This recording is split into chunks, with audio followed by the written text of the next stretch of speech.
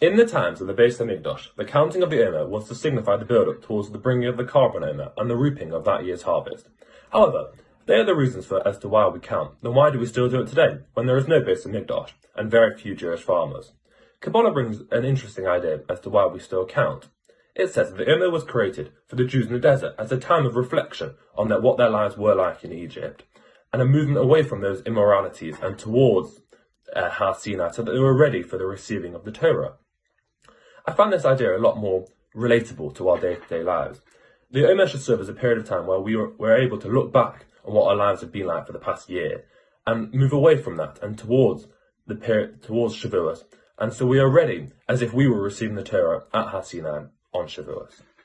This is a very special 49-second idea dedicated to all those who, do not be ashamed, may have been unsuccessful this year in counting each day of the Omer the Bracha. Fine, Maita Hava, what has happened, and instead, let's be constructive and think of a strategy for next year of how to make sure we count each day of the Omer the Bracha. In Halacha, there is a concept called Zrizim Makdim and Mitzvot, where we do mitzvot ideally at the first opportunity granted to us. And there are two reasons for this. The main one being that each mitzvah is precious in our eyes, and we want to show that by doing the mitzvah at the first opportunity granted to us. Fine. But secondly, particularly in the context of the Omer, there is the greater mitzvah of counting the 49 days of the Omer, and therefore if we do it straight away, it's less likely we'll mess up. So, let's be more successful. Zrizim Makdim and Mitzvot. This week's Parsha Bahar talks about the Shemitah year, a year of rest for the land. What does Shabbat and Shemitah have in common? Is it about purely rest? If Shemitah is about rest, why do farmers have to sacrifice so much? And on Shabbat, asks the Gemara, how come we are allowed to carry a couch up the stairs, but not a feather outside? In my opinion, it is about a break from innovation and creation. We love innovating and creating, but we have to stop and have faith in Hashem that everything comes from Him. We need to reset our focus from seeing the world in the lens of our creations to the lens of Hashem being the true creator. We and nature need to sustain itself by a break and a reset. But in order to do this, we must have faith that Hashem will guide us to the other side, where we can start afresh. The 7 weeks of the HaOmer period contain many different days, some holy and exciting, others seemingly ordinary. On one side, we have the days of Pesach, 7 Shabbases, Rosh Chodesh, and the holy day of Lag BaOmer. And then we have the ordinary days. But as concerns with the counting of the HaOmer, each of these days has the exact same value. 1 day in the journey towards Shavuot.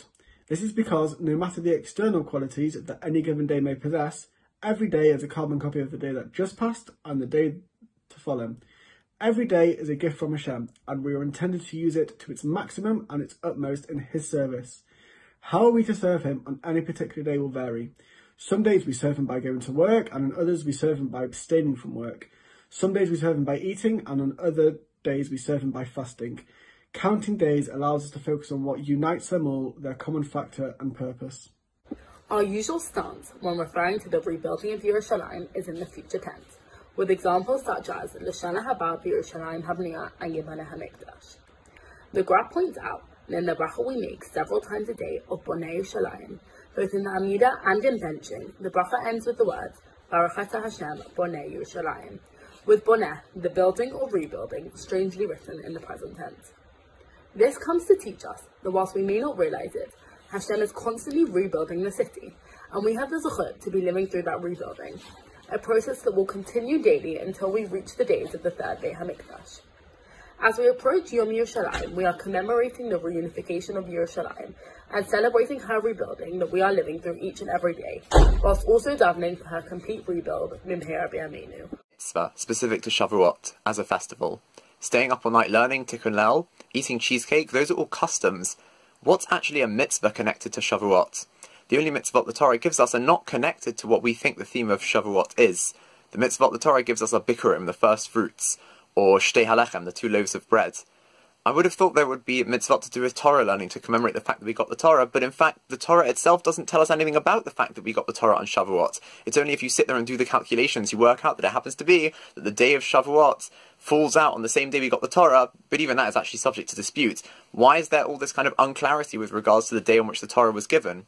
So it could be that the Torah is not trying to confine the giving of the Torah to one day. Every day is like the Torah day for us. It's the day we celebrate Torah, the day we celebrate practicing, receiving and learning Torah.